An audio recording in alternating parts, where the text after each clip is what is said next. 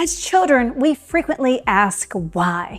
We experience wonder and awe, but as we age, sometimes that wonderment goes away. But isn't curiosity essential to humankind? That's the very question I asked a man whose job it is to market science. So come with me now as we go on a gorgeous reflection of curiosity.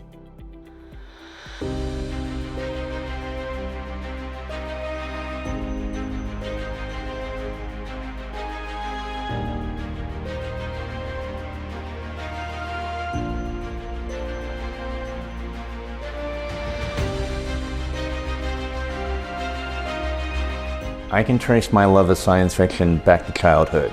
And I think everybody can, right? Those things that are just a part of us, they happen in those early years. And I can remember being 8 years old and my father taking me to the Fashion Square Cinema to see Star Wars on the big screen. My dad's friends told him, "You need to take Jeff to see this space movie." So we're sitting in the movie theater and the movie starts and the crawl starts. And then that first shot of Princess Leia's ship and then the giant Star Destroyer, and it fills the screen and it just keeps coming and it just keeps coming. And it blew my frigging mind. And from that moment on, I've been a science fiction fan. I have consumed books and comic books and movies. And so I love the possibilities of science fiction. And then later on in my career, how science fiction can inspire us to move forward, to change our own world. So when it came for a career, I started in production. I did a little bit of TV news, and then that turned into PR and marketing and communications.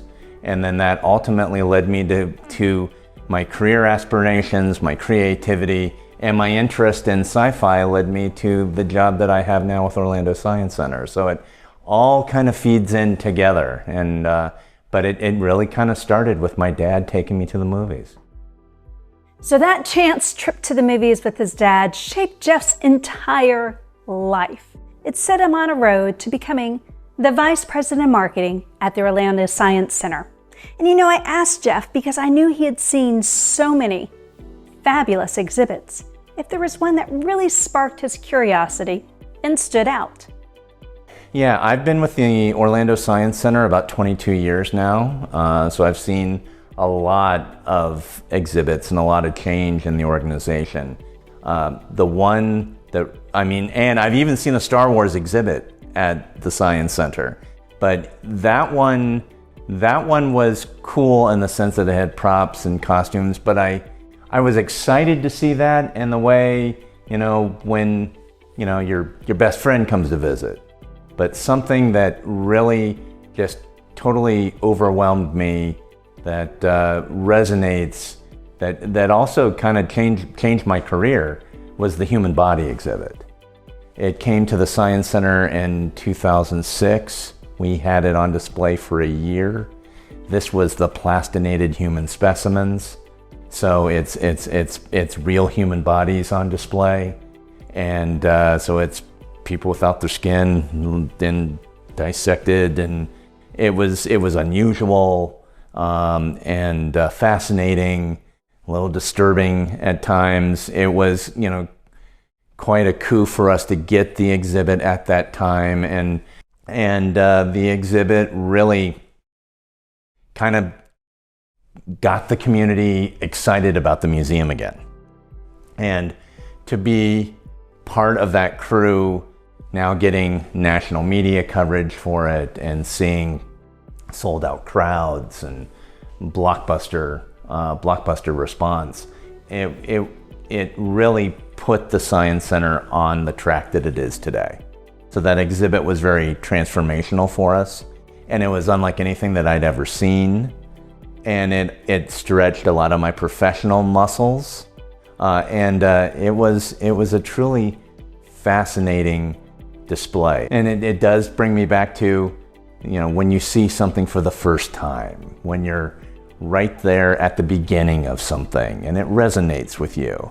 But it was also, for me, the first opportunity we had that we could open the Science Center and go, hey, check this out. This is the real stuff. This is a big deal, and it is here, and it's here in our town, and it's here in our museum.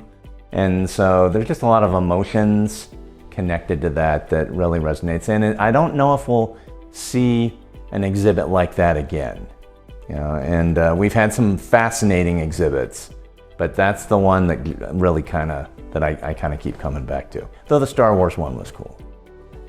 So I was curious if exhibits had changed since that bodies exhibit came through Orlando. I mean, we have a lot of technology now. So I asked Jeff, how do you hold somebody's fascination? And then it's like, what is going to fascinate people? And a lot of discussion in my business, it gets very focused on technology, but we have found use technology as a tool, as an aid. Don't make it all about the technology, because technology also breaks down, but also we're also inundated with technology. And so we can get kind of blasé about it, but it's also interacting with technology can be very passive. The real connection is between people and you learn by doing. So we have found that technology is a great aid, but be a museum of experiences. Don't be a museum of things. And engage people, and that activity and that the experience and the immersion and the connection you're having with another person who is engaging you in a conversation and explaining something to you, not like a teacher, but like a friend who has something interesting they want to say. And being a place where people feel comfortable to ask questions. And that can lead to like the best kind of museum experience. So it turns out it is the human touch, the personal experience, the understanding that we're experiencing something together that makes something fascinating and meaningful. But is this curiosity really that important to the human species? Curiosity adds flavor to life. It's the condiment that we sprinkle. I don't think I could survive without curiosity. Curiosity motivates us. It inspires us. It entertains us. When we stop asking questions, I think we stop living. So I feel curiosity is essential to who we are. We should always be asking why. And there's that saying when you're a parent of a young child, you're spending all this time, you can't wait for your child to say his first word. And then once they do, you can't wait for them to be quiet. And my son was always asking questions. Why this? Why? Why not? That's essential to all of us. Why not indeed? And Jeff sees these questions as a really important part at breaking down barriers in our society and uniting us. I just got done talking about how we should never stop asking questions, but we're also getting to a place in our society where people don't want to answer your questions or don't want you to question what they believe in, aren't comfortable in being questioned. It feels like we've lost the ability to just have a conversation, to have different viewpoints and that be okay. But we are more alike than we are different. And the thing that I think is something that's very unifying, that I think we can all get behind, is the return to space. And I come back to science fiction. Gene Roddenberry envisioned this utopian society where we let go of all our differences and we were united in that quest for exploration and moved on into space. And I feel that it feels more possible now. With the Artemis missions and the return to space, the return to the moon, moving on to Mars, it's something that we all as a people can be excited about. And people are back to watching launches again. Living here in Florida, that was such a fact of life that we would either all go down to the Cape to watch them or stand outside. How amazing is that you can stand in your backyard and watch a vehicle go to space from your backyard? And so I do think this return to space has tremendous potential to bring us all together again.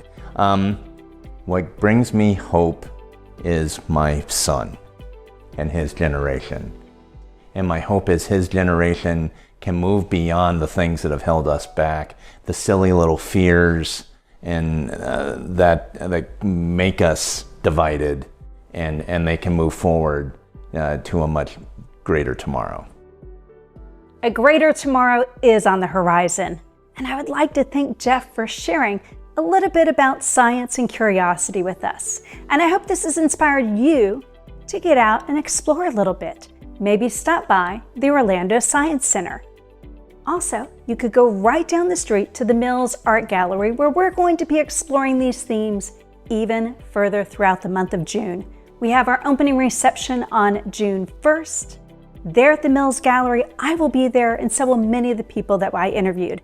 And best yet, a portion of the sales go to benefit Second Harvest Food Bank, which helps residents right here in Central Florida.